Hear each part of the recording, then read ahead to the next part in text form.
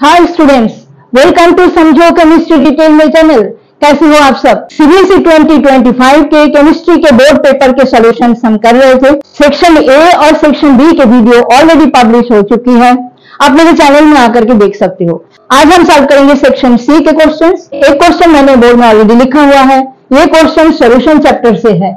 इसमें आपको बोल है कि 25 डिग्री सेंटीग्रेड टेम्परेचर में saturated vapor pressure of water is this much, 24 millimeter mercury. Find the saturated vapor pressure of 5% aqueous solution of urea at the same temperature. आपको urea का molar mass दे दिया गया है। इससे पहले कि मैं ये क्वेश्चन को सॉल्व करूं, आपसे एक हम्बल रिक्वेस्ट है, प्लीज चैनल को सब्सक्राइब करके इस चैनल को थोड़ा सा ग्रो होने में मदद कीजिए। प्लीज चैनल को सब्सक्राइब कर दीजिए, पूरा वीडियो को देखिए, आपको बहुत ज्यादा नॉलेज मिलने वाला है। तो देखिए, इस क्वेश्चन को सॉल्व करने के लिए जो हम यहाँ पे फॉर्मूला यूज करेंगे वो है सॉल्यूशन चैप्टर में से कोलिगेटिव प्रॉपर्टी, जो कि relative lowering of vapour pressure है, उसका जो फॉर्मूला है वही यहाँ पे हम अप्लाई करेंगे। तो देखिए, हमें पता है ये formula P0 minus PS divided by P0 is equal to X2, जो कि मोल फ्रैक्शन ऑफ सॉल्यूट है, जिसको हम लिखेंगे N2 divided by N1 plus N2। That means आपका फॉर्मूला ये होगा P0 minus PS by P0 is equal to N2 divided by N1 plus N2। अब N2 क्या है? N2 is the number of moles of the solute, N1 क्या है? Number of moles of the solvent. अब देखिए, यहाँ पे आपको बोला है सॉल्यूशन है 5% aqueous solution of urea. That means 5 gram urea is present in 100 gram solution. तो सॉल्यूशन का मास यहाँ पे 100 ग्राम है और सॉल्यूट का मास यहाँ पे क्या है? 5 ग्राम है। तो we can write here mass of solute, जो कि यूरिया है, ये कितना है? 5 ग्राम। मास ऑफ सॉल्यूशन क्या है? 100 ग्राम। तो मास ऑफ सॉल्वेंट कितना होगा? ये हो जाएगा 100 माइनस 5, दैट मीन्स 95 ग्राम। ये आपका सॉल्वेंट जो कि वाटर का मास है। तो वाटर का मॉलिक्यूलर मास भी हमें पता है 18 होता है।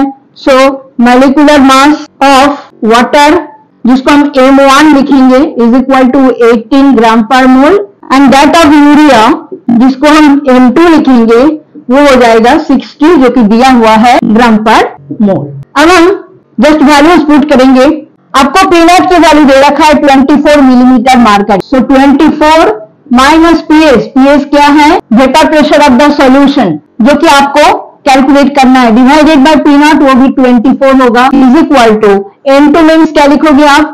W2 by M2 divided by W1 by M1 plus again W2 by M2। तो now it will be 24 minus PS divided by 24 is equal to 5 by 60 divided by 95 by 18 plus 5 by 60। So ये करने से इसका calculation से ये आ रहा है। सो आगे क्या होगा? 5 by 60 divided by 965 by 180, that means 24 minus PS by 24 is equal to 5 by 60 into 180 divided by 965। So ये कैंसिल कर दो, ये 3 हो गया, so it will be 15 by 965.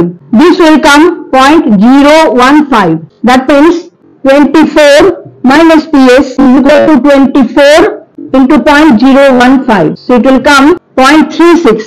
So PS will be equal to what? 24 minus 0.36. So it will come 23.64 millimeter. तो ये आपका answer आ गया इस क्वेश्चन का। सेक्शन सी में सेकंड क्वेश्चन, ये इलेक्ट्रोकेमिस्ट्री से है।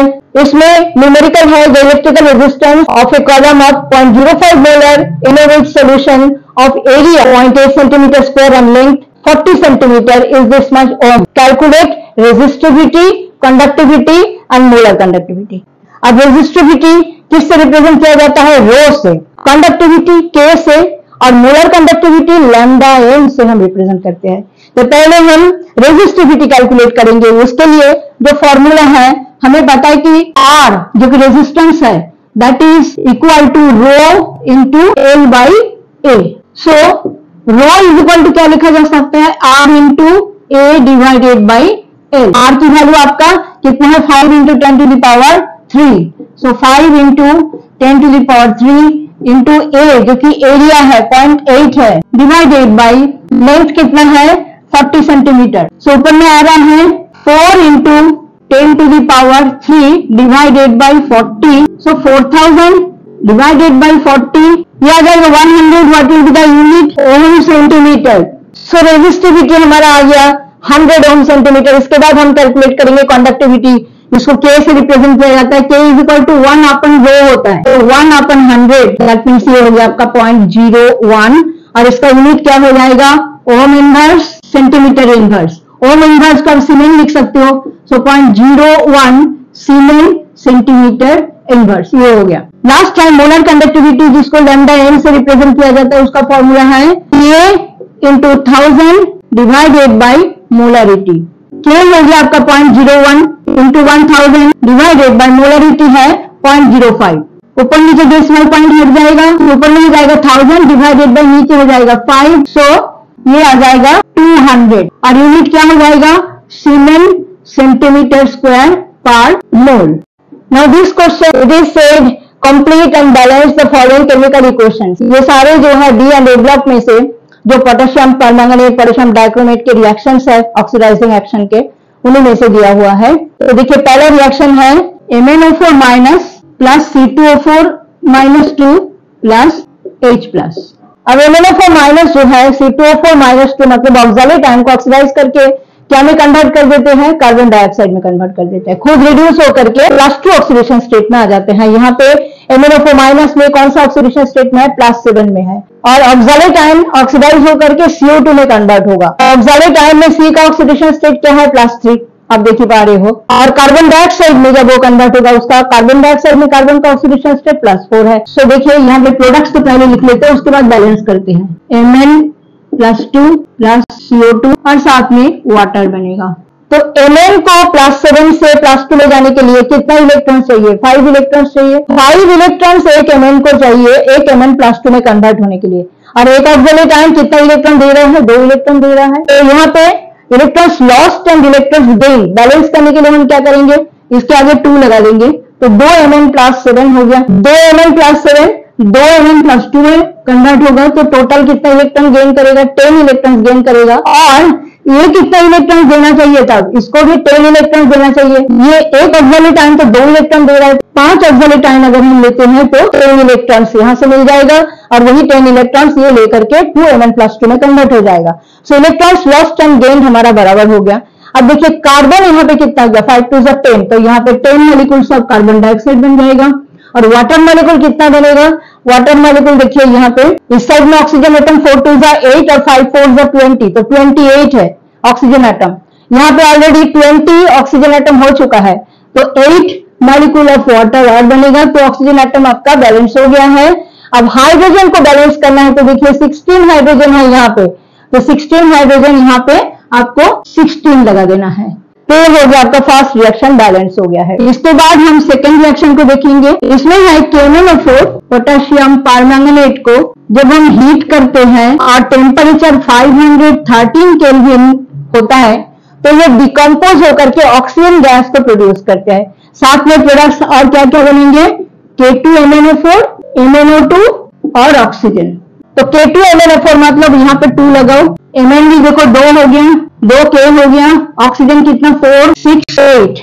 Oxygen 4 2 8. So it is balance. So this is the second reaction. Third है पोटेशियम डाइक्रोमेट का ऑक्सीडाइजिंग एक्शन. H2S को क्या में कन्वर्ट कर देगा? सल्फर में कन्वर्ट कर देगा. H2S में सल्फर का ऑक्सीडेशन स्टेट क्या है? -2. -2 से ये कन्वर्ट होगा एलिमेंटल सल्फर में, मतलब 0 में जाएगा. सो दैट मीन्स ये जो है -2 plus H2S plus H plus. तो प्रोडक्ट को पहले लिख लेते हैं. H2S जैसे S में कन्वर्ट होगा सल्फर में, और ये जो डाइक्रोमेट आयन है यहाँ पे क्रोमियम +6 ऑक्सीडेशन स्टेट में है और ये +6 से जाएगा +3 में, तो ये क्रोमियम +3 आयन बनेगा. और ये कितना बनना चाहिए? 2 ही बनना चाहिए, बिकॉज इस साइड में 2 क्रोमियम है, तो इस साइड में भी 2 क्रोमियम +3 आयन बनेंगे. तो 2 क्रोमियम जो है +6 से ये +6 में है, ये भी +6 में है, ये कन्वर्ट हो रहा है Cr+3 में, 2 Cr+3 में बन रहा है.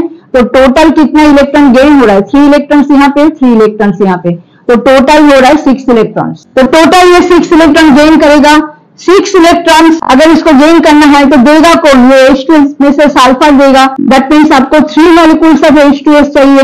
क्योंकि एक S-2 जो है 2 इलेक्ट्रॉन दे सकते हैं, 2 इलेक्ट्रॉन दे करके एक S में कन्वर्ट होगा, तो 3H2S आएगा तो 3S बनेगा और 6 इलेक्ट्रॉन्स लूज करेगा। इसके आगे हम 3 दे देंगे, 3 सल्फर बनेगा और अभी बनेगा बाकी तो वाटर मॉलिक्यूल कितना बनना है, 7 मॉलिक्यूल्स ऑफ वाटर बनना है, बिकॉज ऑक्सीजन यहाँ पे 7 एटम्स ऑफ ऑक्सीजन है, तो 7 मॉलिक्यूल वाटर बनेगा। अब देखिए ऑक्सीजन तो हमारा हो गया है बैलेंस, क्रोमियम भी बैलेंस हो गया, सल्फर भी हो गया, हाइड्रोजन को बैलेंस करना है, ऑटोमेटिकली हाइड्रोजन बैलेंस होगा। देखिए यहाँ पे 14 यहाँ पे हाइड्रोजन है, तो यहाँ पे हाइड्रोजन H+ के सामने कितना लगाना है आपको, 3 2 6 हाइड्रोजन तो यहाँ से आ रहा है, तो 8 हाइड्रोजन यहाँ पे लगाना पड़ेगा आपको, तो 8 और 6 14 हो गया, यहाँ पे भी 14, तो ये भी आपका बैलेंस हो गया।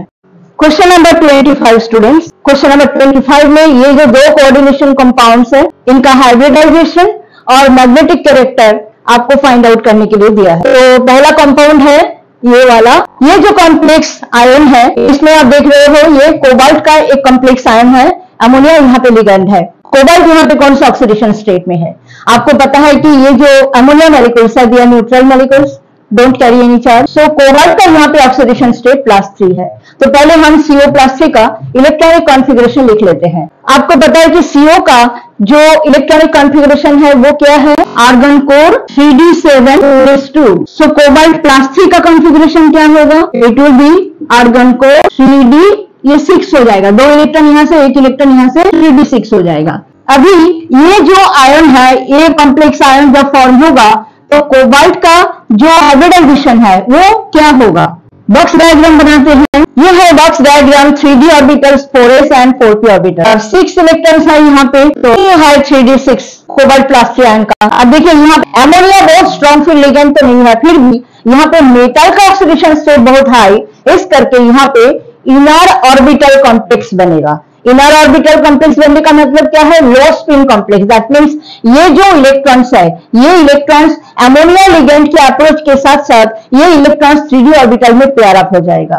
ठीक है, तो 3d ऑर्बिटल में अगर पेयर अप हो जाता है तो ये होगा सिचुएशन। अब देखिए लिगेंड के नंबर 6 है, मतलब ऑक्टाहेड्रल कॉम्प्लेक्स है, तो यहाँ पे हाइब्रिडाइजेशन तब क्या होना चाहिए, हाइब्रिडाइजेशन होना चाहिए D2sp3, तो यहाँ पे मैंने लिख दिया D2sp3 hybridised orbitals of CO+3। तो यहाँ पे आपको हाइब्रिडाइजेशन पता चल गया, it will B D2sp3 hybridization, and as there is no unpaired electron, so it will be diamagnetic in nature. So magnetic behavior क्या होगा, it will be diamagnetic.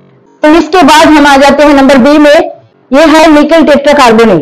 निकल टेट्राकार्बोनिल में carbon monoxide are the ligand. Carbon monoxide जो है it is the most strong field ligand, सबसे strong यही है। इसके अप्रोच से not only the electrons of the d orbitals of nickel, 4s में जो इलेक्ट्रॉन्स है वो भी d में आकर के पेयर अप हो जाएगा। कैसे, वो आप देखिए, निकल का यहाँ पे ऑक्सीडेशन स्टेट क्या है, 0 है, क्योंकि जो CO है वो तो न्यूट्रल है। तो निकल का कॉन्फ़िगरेशन क्या है, निकल का कॉन्फ़िगरेशन है argon core 3d8s2, d orbital सर sp का हम जो है बॉक्स डायग्राम बना लेते हैं, 3d8, तो ये आपका 8 इलेक्ट्रॉन्स होंगे और इसमें 2।